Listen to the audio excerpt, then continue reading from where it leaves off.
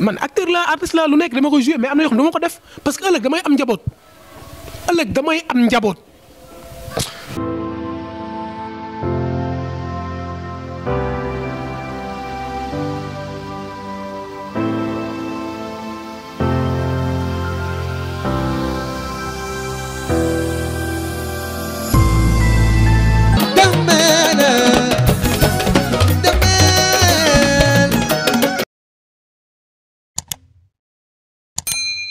temps yi yàggul dara dafa am ci benn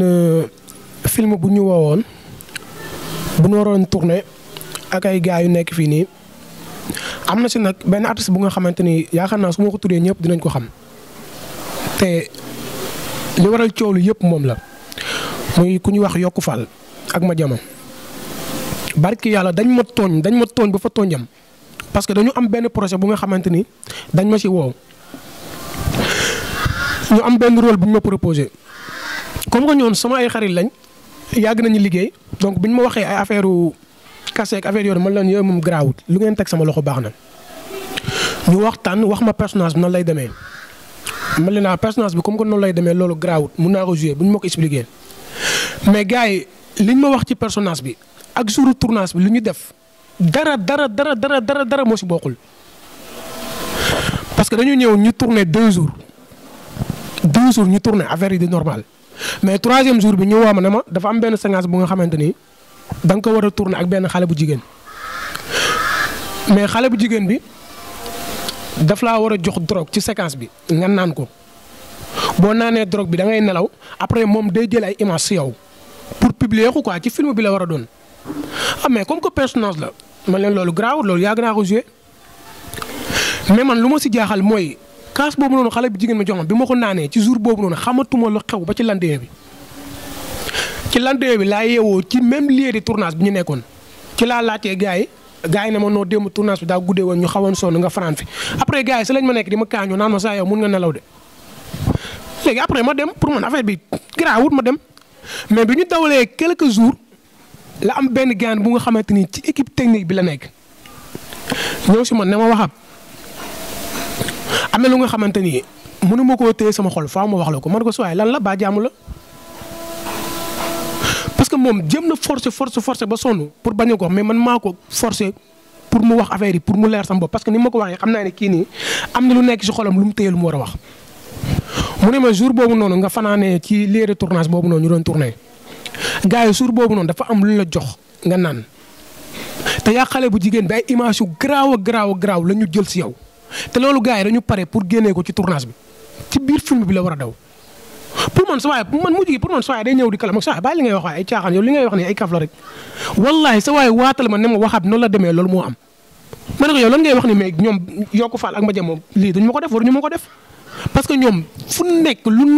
lu nekk man sacrifié naa sama bopp defal leen ko kon am na yu nga xamante ni ñoom waruñu ma ko def quoi. mais est-ce que mën nañu xam ban genre scène ngeen doon jouer foofu noonu. non scène bi ni ma la expliqué. gars yi dañ ne ma séquence bi maanaam xale bu jigéen bi day ñëw jox la benn kaas nga naan ko mais boo ko naanee drogue la doon quoi ci film bi léegi après moom day ñëw jël si yow ay image yu ñaaw pour publier ko quoi ci film bi lay doon. xam nga loolu grave parce que personnage la grave mais affaire bi nekkee vrai la gars yi ay image yu bon la ñuy jël si man te dañ ko war a dugal ci film bi mais ñoom lenn laa leen xamal Yokku Fall ak Madiama bu dee buzz lañ bëgg ñoom dañuy wutali seen bopp buzz mais buñ ko jaareel ci man te lii nii billaahi wallaahi la xam du ma ko bàyyi mu sedd damay ci def lépp lu ma yoon may dinaa ko def te sa waay bu ma ko waxee dem naa ba si kër Yokku Fall ak Madiama taaj leen waxtaan si ak ñoom ne leen sa waay dafa am lu ñu ma wax mais expliqué leen affaire bi nu ma ko sa waay waxee mais gars yi nu ñu réagir laa xam ne loolu dëgg la. film bi mu naree génn man dootuma jaraat ci dëkk bi billaahi wallaahi bu jaraat sama bakkat dinaa leen ko jox parce que film bi du ma bàyyi ñu koy génnee. man acteur la artiste la lu nekk dama koy jouer mais am na yoo xam ne du ma ko def parce que ëllëg damay am njaboot.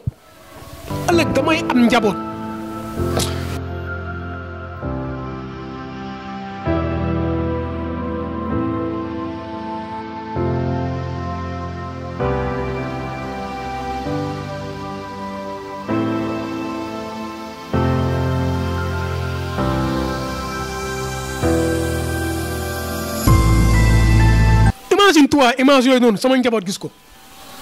léegi man ban bët laa leen di xoolee ak samay mbokk buñ gisee image bi man lan laay wax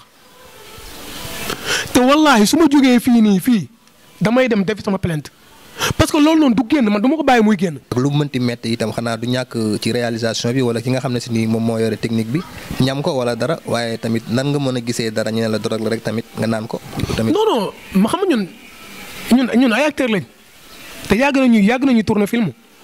donc ñun su fekkee ne genre scène yooyu la ñuy joué lu ci bëri duñ ci def dara wala dañuy jël benn genre poudre meew. def ko ci kaas bi ñëpp di gis mais meew lay doon ñu jàpp na drogue la fekk la drogue te ñoom sax xam naa ne bu dee comme ça drogue bu baax bi ñuy wax billaahi wallaahi du moom parce que amuñu fuñ ko mën a jëlee mais leer na ma ne ay doomi nelaw lañ ci def pour man ma nelaw pour ñu mën a am ñoom la ñu bëgg mais ñoom su fekkee dañoo bëgg buzz dañ koy wutali seen bopp man waxaa wutuma buzz si théâtre su ma ko bëggoon xam naa fan la ñuy jaar pour am ko mais man bëgguma buzz wutuma ko te man li ma gën a metti mooy surtout Yokku Fall man fi ma jaar ak moom yëpp man yaakaaroon naa loolu bu koy def war na koo def keneen mais ba mu des man waxam te du ma yem ci ay Yokku Fall yëpp de même site bi nga xamante ni ñoom ñoo war a diffuser film bi ñoom dama leen alerte xam nga kan la nag xam nga ñan la war a doon mais film bii nii billaahi bépp site bu ma gis mu daw fa ma gis image boobu noonu maa ngi ñoom dinañ am affaire parce que ñoom ñëpp laay porte plainte parce que man sama image depuis ma dugg ci théâtre ba léegi maa ngi koy sàmm. kenn musul gis ma joué lu ñaaw kenn gisul ma joué lu bon kon du ma bàyyi ba tey jii nii may bàyyi ñu nga xamante ni ñoom bës la ñu wut di wut ku leen xam di jël sama image man di ma sacrifier loolu du ma ko nangu barki yàlla loolu du ma ko nangu te lii du ma ko bàyyi mu jàll.